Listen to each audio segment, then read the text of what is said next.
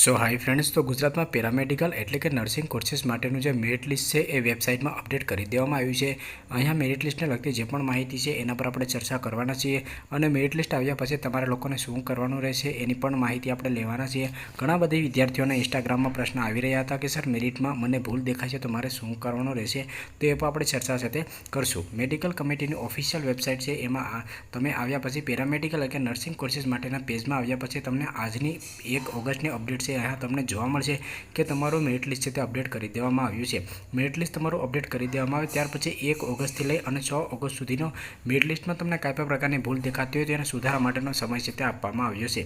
એ સુધારા માટે તમે ક્યાં ક્યાં સુધારો કરી શકો છો અથવા ભૂલ તમારે કઈ રીતે ચેક કરવાની છે એ પણ આપણે ચર્ચા કરવાના છીએ. નીચે આવશો તો અહીંયા તમને ઓપન કેટેગરી મેરિટ લિસ્ટ એટલે કે જનરલ મેરિટ લિસ્ટ તેમાં તમામ પ્રકારના વિદ્યાર્થીઓ છે તે આવી જશે. જો તમારી કેટેગરી મુજબ મેરિટ લિસ્ટ જોવાનું હોય, જેમ કે તમે અનુસૂચિત જાતિમાં આવતા હોય એસસીમાં, તો એસસીનું મેરિટ લિસ્ટ ચેક કરશો અને જો તમે ઓબીસીમાં આવતા હોય સામાજિક અને શૈક્ષણિક પછાત વર્ગમાં તમે એસસી બીસીનું કરશો.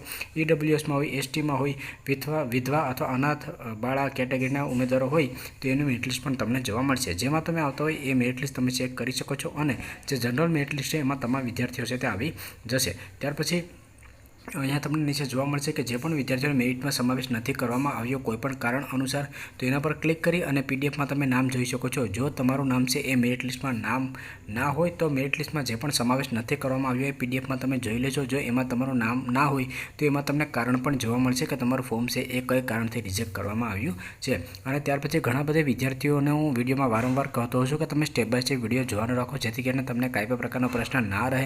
પરંતુ ઘણા બધા વિદ્યાર્થીઓને વિડીયો સ્કીપ કરવાની આદત હોય છે, એના લીધે એ વિદ્યાર્થીઓને મેરિટ લિસ્ટમાં અત્યારે નામ છે તે આવ્યું નથી. તો અહીંયા જોઈ શકો છો કે ડોક્યુમેન્ટ વેરીફાઈ ન કરાવેલ ઉમેદવારનું લિસ્ટ, એમાં 1100+ એવા વિદ્યાર્થીઓ કે જે વિદ્યાર્થીઓને ડોક્યુમેન્ટ વેરિફિકેશન છે તે કરાવેલું નથી, જેથી કરીને એનું નામ છે તે મેરિટ લિસ્ટમાં આવ્યું નથી. તો એ પીડીએફ પણ તમે જોઈ શકો છો. જે તમારું મેરિટ લિસ્ટમાં નામ આવી ગયું હોય તો બેસ્ટ તમારે કાંઈ પણ પ્રકારનો હવે પ્રોસેસ છે તે કરવાની નથી. હવે આ જે 1 ઓગસ્ટથી લઈ અને 6 ઓગસ્ટ સુધીની જે પ્રક્રિયા છે એ કયા વિદ્યાર્થીઓને કરવાની રહેશે, તો એના માટે જે પણ કેટેગરીમાં તમે આવતા હોય અથવા તો જનરલ મેરિટ લિસ્ટમાં તમે જે પીડીએફ છે એને ડાઉનલોડ છે તે કરી શકો છો. તો એના માટે તમે એના પર ક્લિક કરશો. તમે એસસી એસટી ઓબીસી કોઈ પણ કેટેગરીમાં આવતા હોય તો એ મુજબ પણ પીડીએફ છે એ ડાઉનલોડ કરી શકો છો.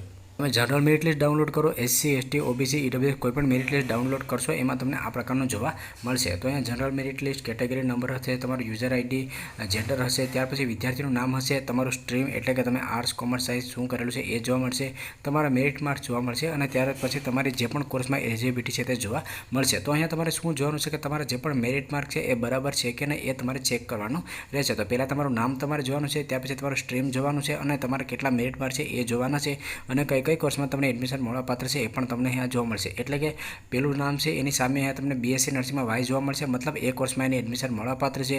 ત્યાર પછીના જે કોર્સ છે ફિઝિયોથેરાપી તો એમાં પણ એમને મળવાપાત્ર છે. જીએનએમ એએનએમ છે એમાં એને જીએનએમમાં યસ છે તો મળવાપાત્ર છે, એએનએમમાં એને મળવાપાત્ર નથી એન કારણ કે એ બોયઝનું છે એટલા માટે. અને રીમાર્ક તમને જોવા મળશે તો રીમાર્કમાં જે પણ તમને આપવામાં આવ્યા હોય એની ડિટેલ અહીંયા તમને નીચે મળી જશે. તો આવી રીતે તમારે મેરિટ લિસ્ટ છે તે ચેક કરવાનું રહેશે. હવે જો મેરિટ લિસ્ટ તમે ચેક કરી લો, તમને ટકાવારી લગતા કે બીજા કાંઈ પણ પ્રકારના પ્રશ્ન હોય તો એના માટે અહીંયા જે પણ તમે મોબાઈલ નંબર જોઈ શકો છો એમાં તમારે જેપીજી ફોર્મેટમાં તમે ડોક્યુમેન્ટ છે તે મોકલી આપવાનું રહેશે અને સાથે તમારી યુઝર આઈડી છે એ પણ તમારે બતાવવાનો રહેશે. અને છેલ્લામાં છેલ્લો એનો જે સમય છે અને તારીખ છે એ 6 ઓગસ્ટ સુધીમાં તમારે મોકલી આપવાનો રહેશે. અથવા તો જો તમે ઈમેલ આઈડીમાં મેલ આઈડીમાં મોકલવા માંગતા હોય તો અહીંયા તમને ઈમેલ આઈડી પણ જોવા મળશે, એમાં પણ તમે મોકલી શકો છો. તમે કોઈપણ ડોક્યુમેન્ટ મોકલો એની સાથે યુઝર આઈડી તમારે ફરજિયાતપણે લખવાની રહેશે. તો આ જે મેરિટ લિસ્ટ છે એ તમે અત્યારે ચેક કરી લીધું છે. હવે ઘણા બધા વિદ્યાર્થીઓના પ્રશ્નો ઇન્સ્ટાગ્રામમાં આવતા હોય છે, કારણ કે હું અગત્યના અપડેટ છે ઇન્સ્ટાગ્રામ પેજમાં આપતો હોઉં છું. તો તમારે આગળ શું કરવાનું હોય છે એને લગતી અપડેટ માટે અથવા તો સ્કોલરશિપ કે હોસ્ટેલની અપડેટ માટે ઇન્સ્ટાગ્રામ પેજમાં પણ ફોલો કરી લેજો. ઇન્સ્ટાગ્રામ પેજમાં ફોલો કરવાની લિંક તમને ડિસ્ક્રિપ્શનમાં મળી જશે. તો અહીંયા જે પણ વિદ્યાર્થીઓને લાગુ પડતું હશે એ તમે માહિતી જોઈ લીધી હશે. હવે તમારો આગળ એ પ્રશ્ન હશે કે આગળ મારે શું કરવાનું છે, તો 6 ઓગસ્ટ સુધી તમારી આ જે ડોક્યુમેન્ટ વેરિફિકેશન લગતી કે મેરિટ લિસ્ટને લગતી પ્રોસેસ છે ચાલશે. 6 ઓગસ્ટ પછી તમારે વેઇટ કરવાનો છે. ત્યાર પછી તમારું જે કોલેજ ચોઇસને લગતા રાઉન્ડની પ્રોસેસ છે તે ચાલુ કરવામાં આવશે. એટલે કે મેરિટ લિસ્ટ તમારું આવી ગયું છે. હવે 6 ઓગસ્ટ પછી ગમે ત્યારે કોલેજ ચોઇસને લગતા રાઉન્ડની તારીખો ડિક્લેર કરવામાં આવે કે એટલી તારીખ થઈને એટલી તારીખ સુધીમાં તમારે કોલેજ પસંદગી કરવાની રહેશે. ત્યારે તમારી પસંદગી અનુસાર તમે સરકારી, અર્ધ સરકારી, સેલ્ફ ફાઇનાન્સ કોઈ પણ કોલેજ તમે પસંદ છે તે કરી શકો છો. તો જ્યારે રાઉન્ડની પ્રોસેસ ચાલુ થશે ત્યારે હું તમને લોકોને ઇન્સ્ટાગ્રામ પેજમાં અને યુટ્યુબમાં અપડેટ છે તે આપી દઈશ. તો અત્યારે ફક્ત તમારે મેરિટ લિસ્ટમાં નામ ચેક કરવાનું છે અને ત્યાં મેરિટ લિસ્ટમાં નામ તમારું બરાબર ઓકે હોય તો તમારે જ્યાં સુધી કોલેજ ચોઇસના રાઉન્ડની જ્યારે જાહેરાત ના થાય જો ત્યાં સુધી તમારે વેઇટ છે તે કરવાનો રહેશે. આગળ બીજું કોઈ પણ અપડેટ આવતી હશે સ્કોલરશિપ કે હોસ્ટેલ રિલેટેડ એના વિડીયો પણ ચેનલમાં આવતા રહેશે. જો તમને આ વિડીયો પસંદ હોય તો લાઇક કરજો અને ચેનલમાં ન હોય તો ચેનલને સબસ્ક્રાઈબર કરવાનું ભૂલશો નહીં.